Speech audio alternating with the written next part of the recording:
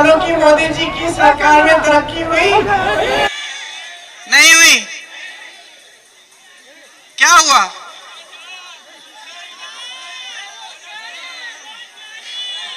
गुंडाई, दबंगाई, भ्रष्टाचार और बेरोजगारी और महंगाई तो सब जानते हैं।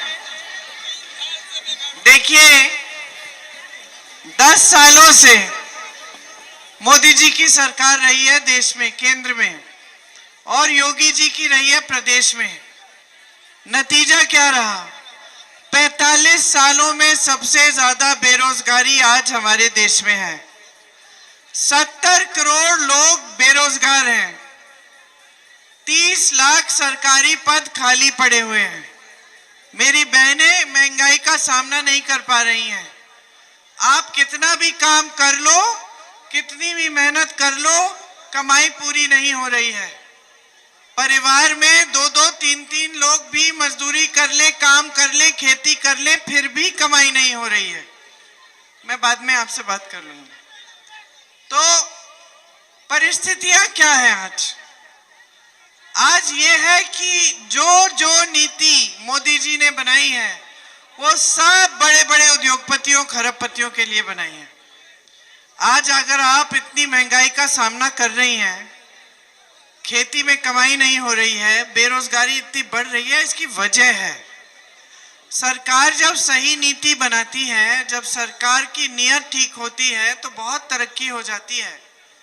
मैं अभी अपनी गाड़ी में एक लिस्ट पढ़ रही थी कि क्या क्या काम यहाँ रायबरेली क्षेत्र में जब हमारे सरकार थे तो कितने काम हुए।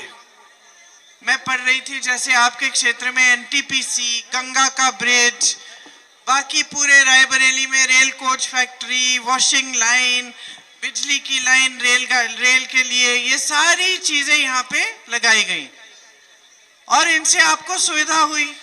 सड़कें बनी, पानी की सुविधा हुई, तमाम ऐसी चीजें, पाठशालाएं, कॉलेज, एम्स, अस्पताल, ये सारी चीजें। तो जब सरकार की नीयत ठीक होती है तो नीति भी सही होती है। अब मोदी जी की नीयत क्या है? मोदी जी चाहते हैं कि किसी भी हालत में सत्ता में रहें। आपको गुमराह करेंगे, चुनाव के समय धर्म की बातें करेंगे, आपके जज्बातों को उभारने की बातें करेंगे, आपको झूठे झूठे वादे दे देंगे, कह देंगे कि भाई 2 करोड़ रोजगार दे रहे हैं। क्या हुआ? 70 करोड़ बेरोजगार खड़े हुए हैं देश में। उन्होंने कहा था आपके बैंक के खाते में 15 लाख रुपए दिलवाएंगे। कहा था कि नोटबंदी से सारा काला धन वापस देश में आ जाएगा और फिर आपके खातों में 15-15 लाख डालेंगे।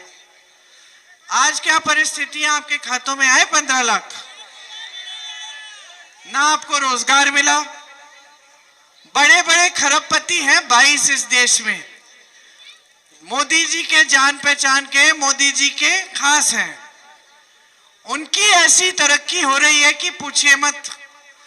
देश के बंदरगाह उनको दे दिए, देश के हवाई अड्डे उन्हें दे दिए, देश का सारा कोयला उनको सौंप दिया, देश की बिजली उनको सौंप दी, देश का पावर उनको सौंप दिया, देश के बड़े बड़े सड़कों का ठेका उन्हें दे दिया।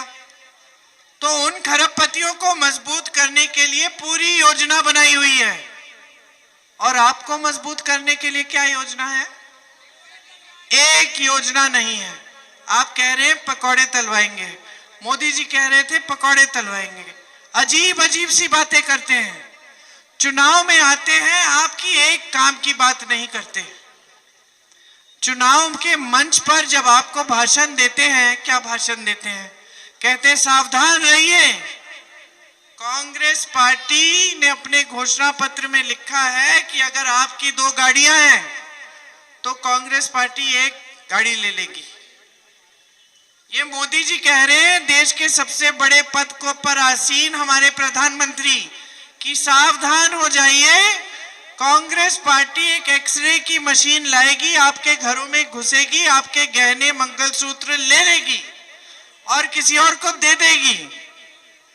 ये कह रहे हैं, गुजरात में गए, इन्होंने कहा कि सावधान रहिए, अगर आपके पास 2 भैंसें हैं तो कांग्रेस पार्टी एक भैंस चुरा लेगी। बताइए, भैंसों को पकड़ लो, मैं आ गई हूं, कांग्रेस की नेता हूं, क्या पता चुरा लूं। वो हिलेगी भी नहीं। तो बात यह है कि जब नेता 10 सालों के राज के बाद आपको अपने काम नहीं गिना सकता और आकर ऐसी बकवास की बातें करेगा जिससे ये पता चलता है कि वो आपसे कट गया है। मोदी जी कट गए हैं आपसे, क्योंकि अगर वो समझते कि कितना संघर्ष है आपके जीवन में, अगर मोदी जी समझ पाते कि मेरी बहनें यहाँ दुकान जाती है कुछ खरीदने, खाली हाथ वापस आती हैं, कि जब बच्चा बीमार पड़ जाता है घर पे तो इलाज करने के लिए घबराहट होती है कि कैसे करेंगे, कि अगर घर में कोई मरम्मत करनी हो, बारिश आ रही है, छत से पानी आ रहा है, उस मरम्मत को भी नहीं करेंगी क्योंकि सोचेंगे खर्चा हो जाएगा, छोड़ दीजिए, नीचे बाल्टी रख के काम चला लेंगे। ये स्थिति है ना। मोदी जी अगर आपके बीच में 10 सालों में आए ही नहीं, आपके घरों में नहीं आए, इतने बड़े बन गए हैं, इतने बड़े बन गए हैं, इतना अहंकार हो गया है कि आपके बीच आने का कष्ट भी नहीं करते। आप मोदी जी को देखेंगे तो हमेशा बड़े बड़े मंचों पे कहीं उद्घाटन कर रहे हैं या कहीं मंदिर जा रहे हैं तो खुद अकेले जाएंगे, बाकी सारे लोग दूर दूर हैं। अगर वो सड़क पे रोड शो कर रहे हैं तो गाड़ी में मोदी जी यूं हाथ हिला रहे हैं और जनता वहां है, इतनी दूर, बीच में यहां से वहां तक तो सुरक्षा कर्मी है और जनता वहां है, और जनता दूर से बिल्डिंग पे खड़ी होकर ऐसे कर रही है, मोदी जी यूं यूं कर रहे हैं। तो पास कब आते हैं? हंस रही है। हाँ, हंसने वाली बात है, क्योंकि प्रधानमंत्री हैं देश के। अगर वो जनता की समस्याओं को जानेंगे भी नहीं, कोई बताएगा भी नहीं, तो सुलझाएंगे कैसे? अब कुछ प्रधानमंत्री होते हैं, उनके अच्छे सलाहकार होते हैं, तो सलाहकार ही बता देता है। मेरे पिताजी के मुझे याद है सलाहकार थे, तो कभी कभी पिताजी को कह देते थे कि नहीं ये गलत है, ये जो आप कह रहे हैं ये ठीक नहीं है, ऐसा नहीं होना चाहिए, हम ऐसा करना चाहिए था। तो पिताजी फिर आत्मचिंतन करके सोचते थे कि चलो ठीक है, ये जानते हैं सही कह रहे हैं। अब मोदी जी को कहने की किसकी हिम्मत है बताइए? सबको डरा धमका के रखा है। सलाहकार की हिम्मत ही नहीं है कि वो बताए कि मोदी जी ये जो आप भैंस की बात कर रहे हैं ना मंच पे खड़े होकर, इस पे जनता हंस रही है, ये भी नहीं बता पा रहे हैं। ये इतना नहीं बता पा रहे कि इस देश का किसान पिस रहा है, क्योंकि आपकी नीतियों से ये पिस रहा है, ये कुछ कमाई कर नहीं पा रहा है, कोई बता ही नहीं पा रहा है उन्हें। 10 सालों से उन्होंने कष्ट नहीं किया है कि आपके बीच आए। वाराणसी के सांसद हैं, जरा बता दीजिए, एक बार आपने टीवी पे देखा है? शायद मैं रोज रोज चिल्ला रही हूं तो सुन ले और चले भी जाए आप किसी के घर, लेकिन 10 सालों में नहीं गए हैं, किसी एक घर के अंदर नहीं गए। यहां मैं दूर दराज गांव में जाती हूं और कोई बुजुर्ग मुझे बताता है कि आपकी दादी जी इंदिरा जी यहाँ आई थी, पैदल आई थी, अकेले आई थी हमारे घर में, और हमने उनको चाय पिलाई, हमने उनको खीर खिलाई। और हम बात कर रहे हैं 40-50 साल पहले की, जब साधन भी नहीं थे, ये हेलीकॉप्टर से उड़ना, कहीं भी पहुंच जाना। मैं सोनभद्र में गई, आदिवासियों के गांव में नरसंहार हुआ था, वहां एक बूढ़ी औरत ने मुझे कहा कि देखो तुम्हारी दादी को ये खीर खिलाई थी मैंने। ये बात मेरे दिमाग में आई कि दादी पहुंची कैसी यहाँ, मुझे इतना समय लग गया पहुंचने में, इतनी दूर है, सड़क इतनी लंबी है यहाँ पहुंचने के लिए। उस जमाने में पता नहीं सड़क थी कि नहीं थी, संकट होता था तो वो पहुंच जाती थी। कहीं पे किसी की हत्या हुई थी, एक बार हाथी पे बैठकर गई, हाथी पर बैठकर नदी पार गई कि मुझे जाना है, वहां पे किसी की मृत्यु हुई है, मुझे जाना है मिलने। और ये हमारे प्रधानमंत्री अमेरिका चले जाएंगे, जापान चले जाएंगे, दुनिया के हर देश में पहुंच जाएंगे, लेकिन इस देश के गरीब के घर तक नहीं पहुंच पाए। इनके नेता कहते हैं मोदी जी इस देश के सबसे सक्षम नेता हैं। जो काम मोदी जी ने 10 साल में किया वो 70 सालों में कांग्रेस ने नहीं किया। मैं तो बिल्कुल सहमत हूं।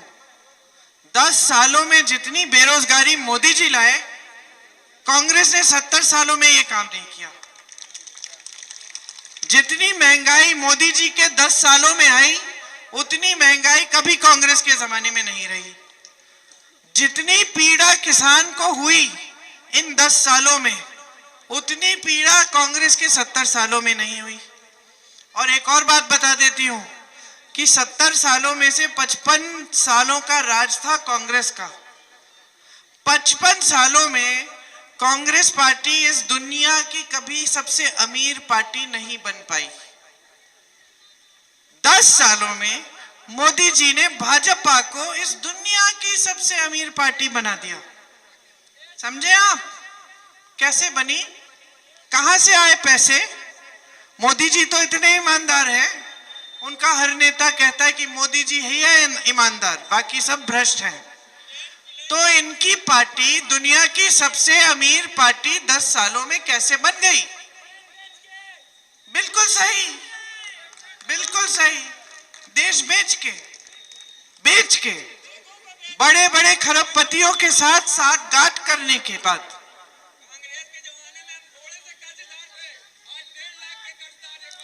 ऐसा ही कह रहे हैं कि कांग्रेस के जमाने में इतना देश कर्ज में नहीं था, आज देश कर्ज में है। 1700 रुपए कर्जदार थे, अब 1.5 लाख का एक बच्चे का कर्ज है।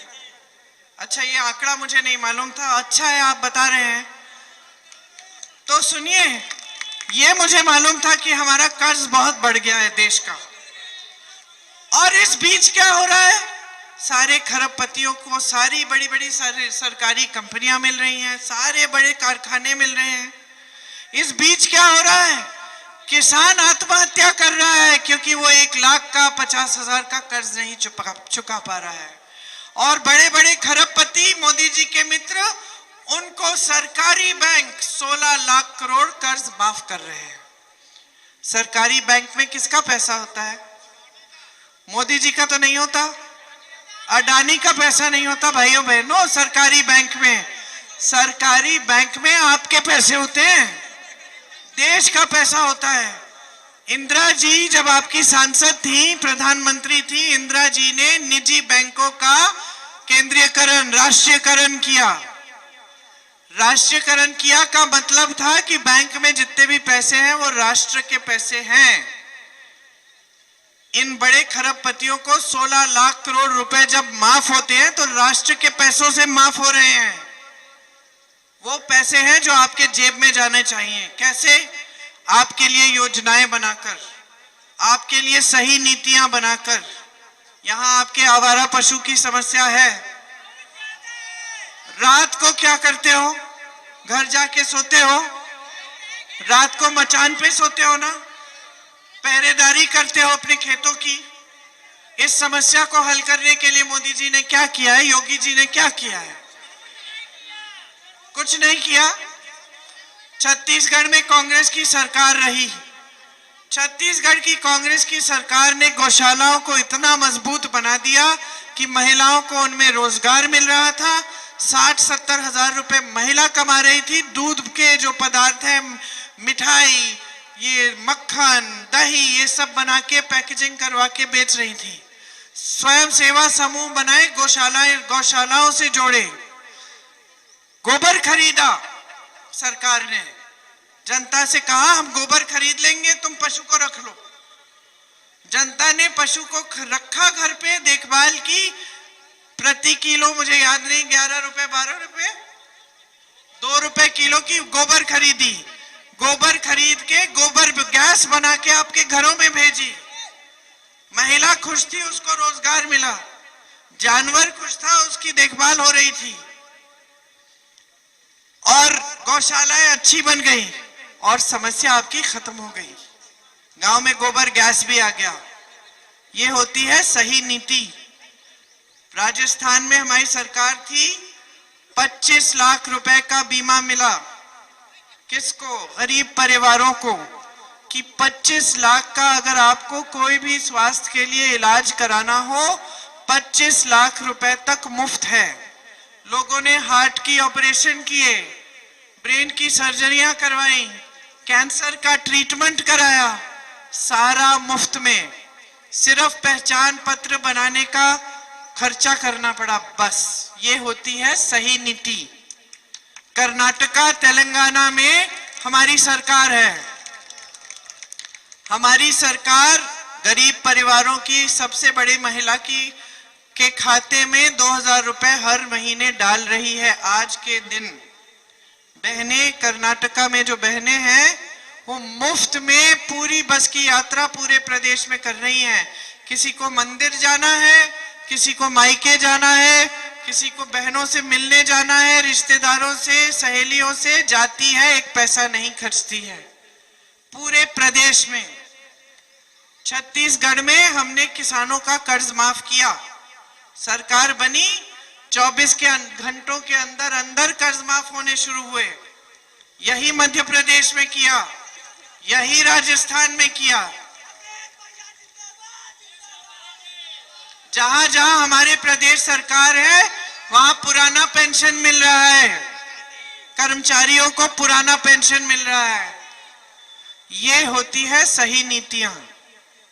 जो राजनीति आपने अपने क्षेत्र में देखी है इंदिरा जी के समय से, पंडित जी के समय से मैं कहूंगी, और इंदिरा जी के कार्यकाल से, मुझे बोलने दीजिए उसके बाद आ जाइए। इंदिरा जी के कार्यकाल में आपने देखा यहाँ कितना विकास हुआ। बाद में सोनिया जी ने विकास किया। आपने एक राजनीतिक परंपरा स्थापित की। क्या थी वो परंपरा? कि बड़े से बड़ा नेता हो, आपके प्रति जवाबदेही है। मतलब आपका काम नहीं करता तो आप सवाल उठाएंगे, आप बोलेंगे कि भाई इस बार वोट नहीं मिलेगा। आपको इंदिरा जी की एक नीति पसंद नहीं आई, आपने चुनाव हरा दिया। इंदिरा जी जैसी महान हस्ती को आपने हरा दिया। और इंदिरा जी नाराज नहीं हुई, आत्मचिंतन किया, कहा कि अगर जनता ने हराया, मुझसे कुछ गलती हो गई होगी, गलती दुरुस्त की, 3 साल में वापस आई, आपने जिता दिया। यह है आपकी राजनीतिक चेतना, यह है आपकी राजनीतिक जागरूकता। इसको बनाया रखना बहुत बहुत जरूरी है आपके लिए। आज देखिए आपके क्षेत्र में क्या हो रहा है। माता जी सांसद हैं, भाजपा के प्रत्याशी कौन है? भाजपा के प्रत्याशी जो हैं, उनका काम क्या है? वो जमीनें आपकी जमीनें छीनने का काम कर रहे हैं। वो प्रधानों और कोटेदारों को धमकाने का काम कर रहे हैं। राजीव जी, मेरे पिताजी, पंचायत राज क्यों लाए देश में? प्रधानों को मजबूत बनाने के लिए। मुझे याद है कि वो मैं छोटी थी, चर्चा चल रही थी कि पंचायत राज लाएंगे तो जितने भी पैसे हैं, जो राशि होती है जिससे विकास गांव में होता है, वो हम सीधा गांव में भेजेंगे। वो अब केंद्र से सीधा गांव में प्रधान के पास आएंगे पैसे, और प्रधान को जो कार्य कराने हैं वो प्रधान ही कराएगा, ताकि जनता भी जानेगी प्रधान के पास पैसे आ रहे हैं। प्रधान काम कराएगा तो अच्छा है, नहीं कराएगा तो जनता फिर उसको डांटेगी या जनता उसके पास चले जाएगी। ये नहीं है कि काम नहीं, उस जमाने में अगर काम नहीं होता था तो आप कहां जाते शिकायत करने के लिए? प्रधान के पास नहीं जाते, आप जाते थे डीएम के पास, बड़ा अधिकारी होता था, पूरे जिले का अधिकारी। वहां पहुंचना भी मुश्किल होता था, शिकायत करनी भी मुश्किल होती थी। तो ये जो पूरी योजना थी पंचायत राज की, ये इसलिए बनाई गई ताकि गांव मजबूत बने, प्रधान मजबूत बने, प्रधान को स्वतंत्रता मिल जाए कि उसको कहां खर्च करना है, कैसे करना है, विकास कैसे करना है गांव का। माता जी आई, मनरेगा लाई, 100 दिन का रोजगार आपको मिला। अब ये भाजपा के यहाँ के जो प्रत्याशी हैं, सुबह से शाम तक प्रधान को प्रताड़ित करते हैं, कोटेदारों को प्रताड़ित करते हैं। यहाँ का कोटेदार वैसे भी मुसीबत में रहता है।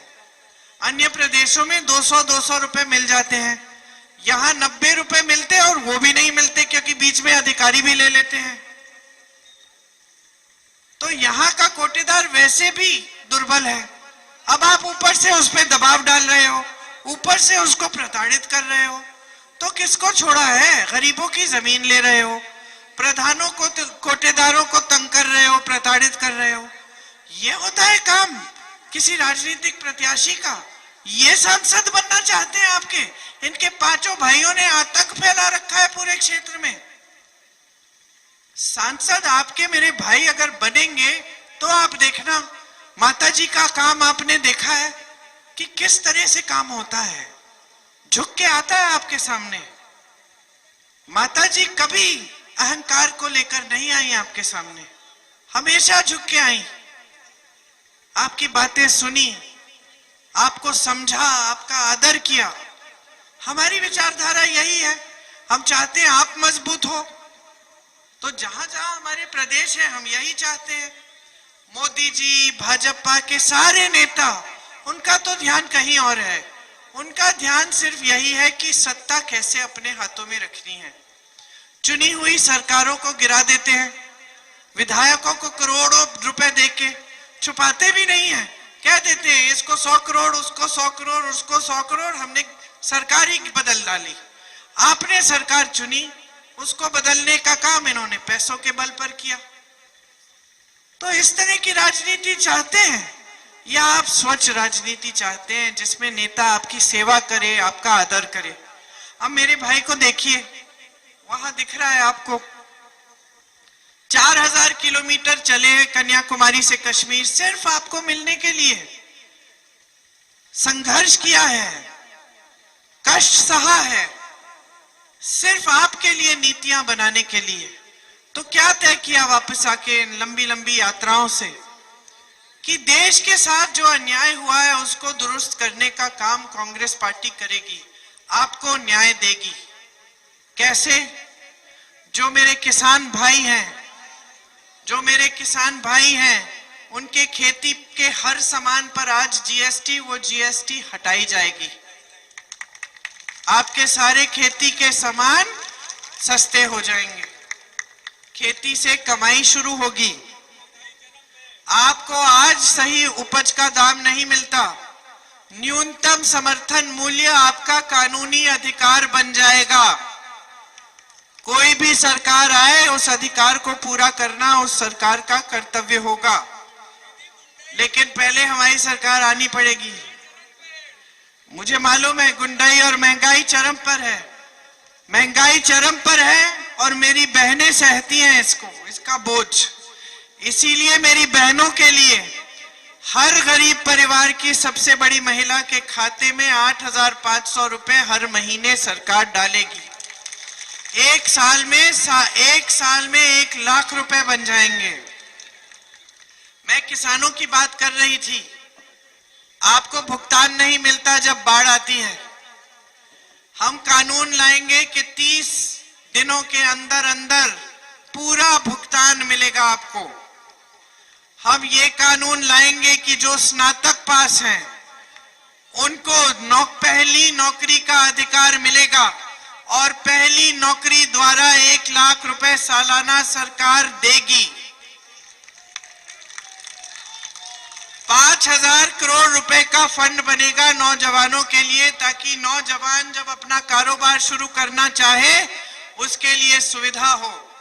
पेपर लीक के खिलाफ हम सख्त से सख्त कार्रवाई वाला कानून लाएंगे, अग्निवीर को रद्द करेंगे,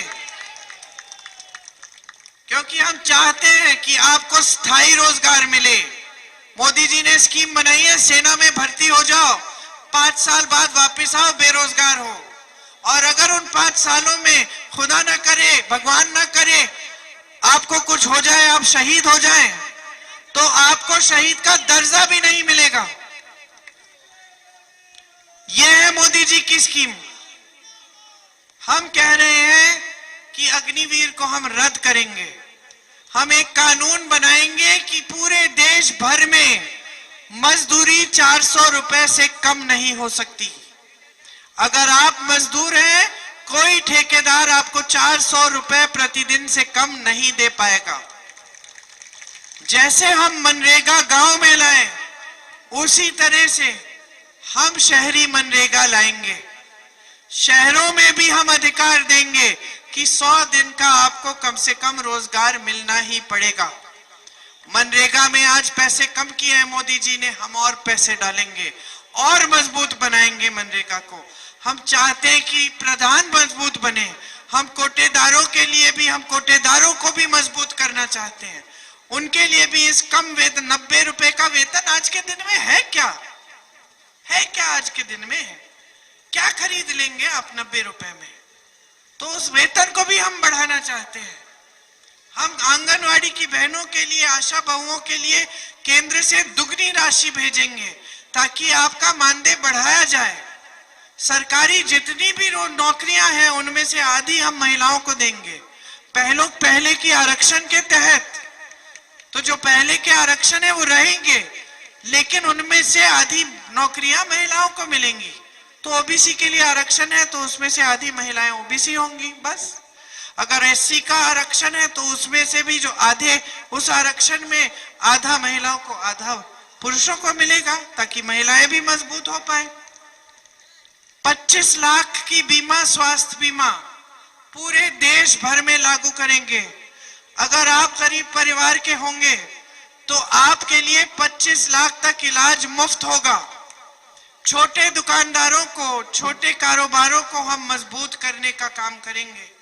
जितना नोटबंदी और जीएसटी ने आपकी कमर तोड़ी है उसको हम दुरुस्त करेंगे। आपके लिए ऐसी नीतियां बनाएंगे ताकि आप भी फूले फलें।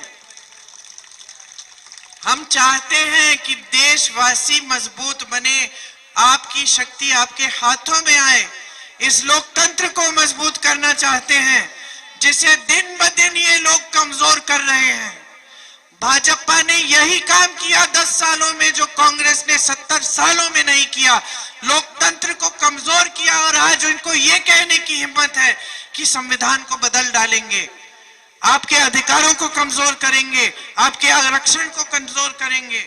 संविधान ने सारे अधिकार दिए आपको, वोट का अधिकार, भोजन का अधिकार, जिसके तहत ये मजबूर है कि आपको 5 किलो राशन देना पड़ता है। इन्होंने अपनी फोटो चिपकाई रखी है, कहती है कि इनकी स्कीम है। सही नहीं है ये कांग्रेस ने कानून बनाया था, मेरी माताजी ने ये कानून बनवाया था कि गरीब परिवारों को भोजन का अधिकार मिलना चाहिए, कि जो भी सरकार आए हमारे बाद मजबूर हो जाए कि आपको राशन दे। आपको 5 किलो राशन देकर इन्होंने ऐसा फैला रखा है पूरे देश में कि आप पे एहसान कर रहे हैं। कांग्रेस की जहां सरकारें थी, छत्तीसगढ़ में 35 किलो राशन मिल रहा था। भाजपा की सरकार अभी आई कुछ महीनों पहले, 5 किलो कर डाला। समझ लीजिए क्या हो रहा है आपके साथ, विश्वासघात हो रहा है। आपको कहते हैं मोदी जी ने राशन दिया है, ये कानून बना था कांग्रेस पार्टी के समय में। आपका ये अधिकार है, कोई आसान नहीं है, और आपके बहुत और अधिकार हैं जो आज पूरे नहीं हो रहे हैं। कोई नेता आपके लिए काम करके आपके ऊपर एहसान नहीं करता, आपसे सत्ता लेता है। नेता कमजोर नहीं मजबूत बनता है। अगर आपके लिए काम करता है तभी उसे ये मजबूती दो, उसकी आदत मत बिगाड़ो कि काम करने की जरूरत नहीं है। चुनाव के समय धर्म की बात कर लेंगे, जाति की बात कर लेंगे, वोट तो पड़ना ही पड़ना है, चलो वोट ले लो, सत्ता ले लो, जनता को भूल जाओ। और जब जनता को दिखो तो महलों में दिखो, बड़े बड़े सेठों के साथ दिखो, साफ सुथरे एकदम, एक दाग नहीं कुर्ते पे, कहीं जनता के बीच में गए ही नहीं, बातचीत ही नहीं की। ये बहुत बिगड़ी हुई आदत है, इस आदत को सुधारना है। आप कांग्रेस की सरकार लानी है केंद्र में, 5 साल और अगर इनको दे देंगे, भाजपा की सरकार, मोदी जी की सरकार 5 साल और अगर आई देश में, क्या पता क्या कर डालेंगे। ये कह रहे कि चुनाव नहीं होंगे, आप कह रहे गुलाम हो जाएंगे। मैं कह रही हूं कि आपके अधिकारों को कमजोर किया जाएगा। लोकतंत्र को तानाशाही तो आज भी है भाई, तानाशाही आज भी है। आज अगर महिलाएं खड़ी हो गई आंगनवाड़ी वाली की हमें मानदेय दो, आंदोलन कर लिया, देखना क्या होगा। तानाशाही है। शिक्षा मित्र की महिलाओं ने आंदोलन किया, लखनऊ में पीटा गया उनको, रासुका कानून के केस लगाए गए। रासुका मतलब राष्ट्रीय सुरक्षा कानून, मतलब उनको देशद्रोही का दर्जा दे दिया क्योंकि वो अपना मानदेय मांग रही हैं। ये लोकतंत्र है ही नहीं आज तो तानाशाही ही है। लेकिन जितना भी बड़ा तानाशाह रहा है पूरे विश्व के इतिहास में, जनता ने उसको जगह दिखा दी है एक ना एक दिन। आप तो वो जनता है जिसने 100 साल पहले अंग्रेजी साम्राज्य को झुका दिया। आप तो वो जनता है जिसका गरीब किसान डरा नहीं, खड़ा हो गया अंग्रेजों के खिलाफ, और उसकी वीरता की बात इलाहाबाद तक, मेरे परिवार के सदस्यों तक पहुंची कि रायबरेली का किसान खड़ा हो गया है, चलो देखने चलते हैं क्या हो रहा है वहां। ये है आपकी जागरूकता, पूरे देश के लिए मिसाल है, प्रतीक है। आज देश को संदेश भेज दो यहां से राहुल गांधी चुनाव जीतेगा। यहां से संदेश भेजो कि हमें ऐसा सांसद चाहिए जो हमारे लिए काम करे। हमारे लिए हमेशा ऐसे सांसद रहे हैं, सोनिया गांधी, इंदिरा गांधी, बड़े बड़े प्रधानमंत्री रहे हैं, लेकिन झुककर हमारे सामने आए हैं। और हमें ऐसी ही सरकार केंद्र में चाहिए। हमें एक ऐसी सरकार चाहिए जो समर्पित रहे हमारे लिए, जो हमारी सेवा करे, जो लोकतंत्र को मजबूत करे और हमें मजबूत करे। महंगाई और बेरोजगारी दूर करने वाली सरकार चाहिए। आ जाओ ऊपर, भाषण दे दो।